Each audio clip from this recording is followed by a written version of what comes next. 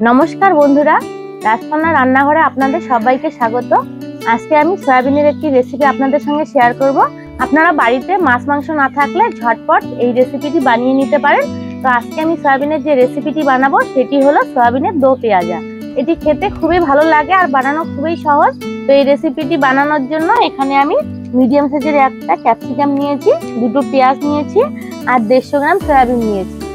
তো পেঁয়াজ আর ক্যাপসিকামটাকে কেটে নেই প্রথমে।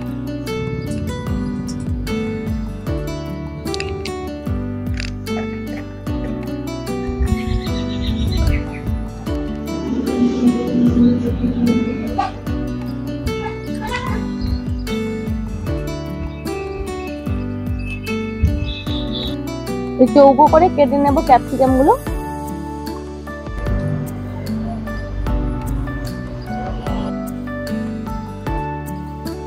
এখন পেঁয়াজের পাপড়ি গুলো আমি বের করে চৌকো করে কেটে নেব।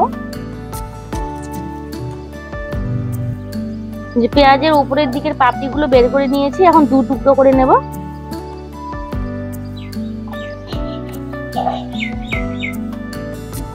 পেঁয়াজ আর ক্যাপসিকাম গুলো কেটে নিলাম। এখন আমি সয়াবিন গুলোকে সেদ্ধ করে নেব।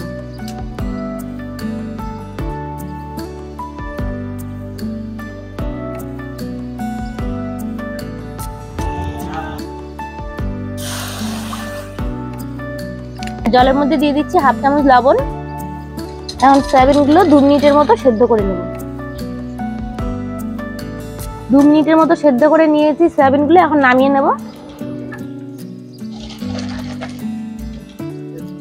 সয়াবিনের জল পাল্টিয়ে ভালোভাবে ধুয়ে নেব। এখন সয়াবিনের জলগুলো চেপে চেপে বের করে নেব। এখন সয়াবিনগুলোতে স্বাদ মতো লবণ দিয়ে দিচ্ছি, হাফ চামচ দিয়ে দিচ্ছি লাল লঙ্কার গুঁড়ো, হাফ চামচ দিয়ে দিচ্ছি হলুদ গুঁড়ো, হাফ চামচ দিয়ে দিচ্ছি জিরে বাটা আর 1 চামচ দিয়ে দিচ্ছি আদা রসুন বাটা। এখন সবকিছু ভালোভাবে মিশিয়ে নেব। এখন 1 চামচ পরিমাণ তেল দিয়ে দিচ্ছি। তেলটা ভালোভাবে মাখিয়ে নেব। এখন এতে 2 চামচ দিয়ে দেব বেসন।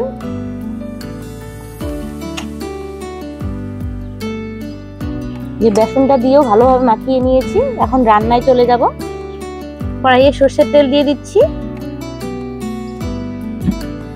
এখন পেঁয়াজ আর ক্যাপসিকাম গুলোকে একটু ভেজে নেব।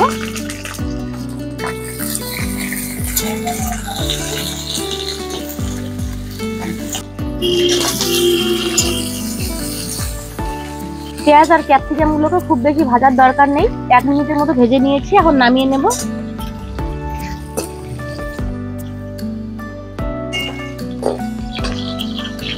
আর একটু তেল দিয়ে দিচ্ছি। এখন সয়াবিন গুলোকে ভেজে নেব।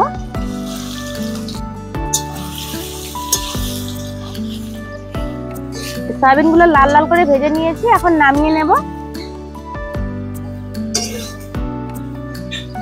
কড়াইয়ে আবার তেল দিয়ে দিচ্ছি। ফোড়নের জন্য দিয়ে দিচ্ছি একটা তেজপাতা, একটা শুকনো লঙ্কা আর গোটা গরম মশলা। ফোড়নটা থেকে সুন্দর একটা গন্ধ বেরিয়েছে। এখন দিয়ে দিচ্ছি পেঁয়াজ কুচি।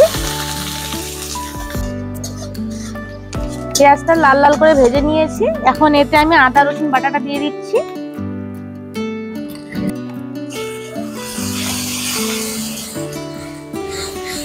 এক চামচ দিয়ে দিচ্ছি জিরে বাটা।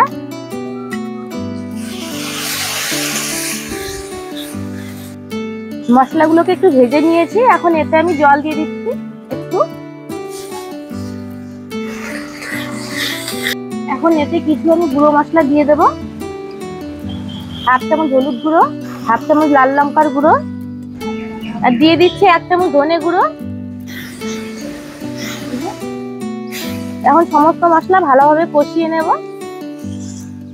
আমি রান্নায় কিছু কাঁচা লঙ্কা দেব। এই যে দেখুন আমাদের গাছে কত সুন্দর লঙ্কা হয়েছে। এই লঙ্কাগুলো ছিঁড়ে নেব।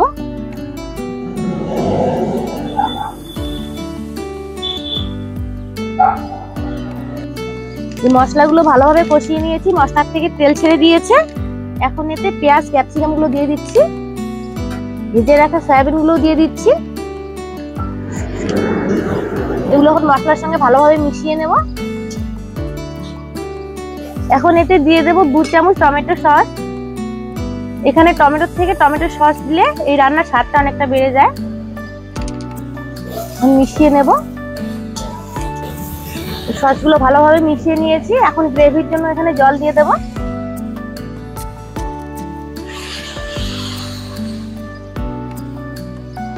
এই রান্নার গ্রেভিটা খুব বেশি পাতলা হলে ভালো লাগে না, একটু মাখো মাখো টাইপের হবে। আর একটু জল দিয়ে দেব, এই জলে হয়ে যাবে। এখন এতে দিয়ে দিচ্ছি স্বাদ মতো লবণ। সসের মধ্যেও লবণ ছিল, আর সয়াবিন গুলো ভাজার সময় লবণ দিয়েছি, সেই মাপ অনুযায়ী দিতে হবে। দিয়ে দিচ্ছি চিড়ে রাখা কাঁচা লঙ্কা, আর 1 চামচ দিয়ে দিচ্ছি গরম মশলার বাটা।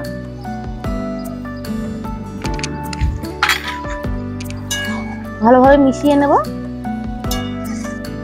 এখন 3-4 মিনিটের মতো ঢেকে দিয়ে রান্না করব। 4 মিনিটের মতো হয়ে গেছে, ঢাকনা সরিয়ে নেব। আর এই যে দেখুন গ্রেভিটাও শুকিয়ে এসেছে, একদম মাখো মাখো হয়ে গেছে। তো সয়াবিনের দো পেঁয়াজ আমার একদম রেডি, এখন নামিয়ে নেব।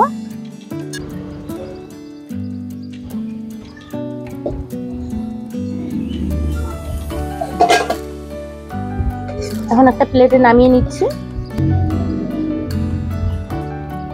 সয়াবিনের এই রেসিপিটি গরম ভাত, ফ্রাইড রাইস, পোলাও, রুটি, পরোটা সবকিছুর সঙ্গে খেতে খুবই ভালো লাগে।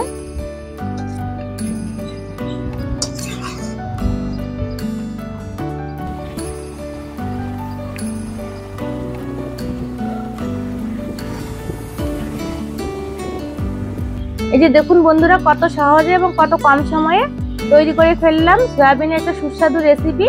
এটি খেতে খুবই মজাদার হয়। তো আপনারা বাড়িতে অবশ্যই বানিয়ে খাবেন, আর খেয়ে আমাকে কমেন্ট করে জানাবেন আপনাদের কিরকম লাগলো। আজকের রেসিপিটি আশা করি আপনাদের ভালো লেগেছে। ভালো লেগে থাকলে ভিডিওটিতে লাইক করে দেবেন, শেয়ার করে দেবেন। আমার চ্যানেলটিতে নতুন বন্ধু হয়ে থাকলে চ্যানেলটিকে সাবস্ক্রাইব করে দিয়ে আমার পাশে থাকবেন।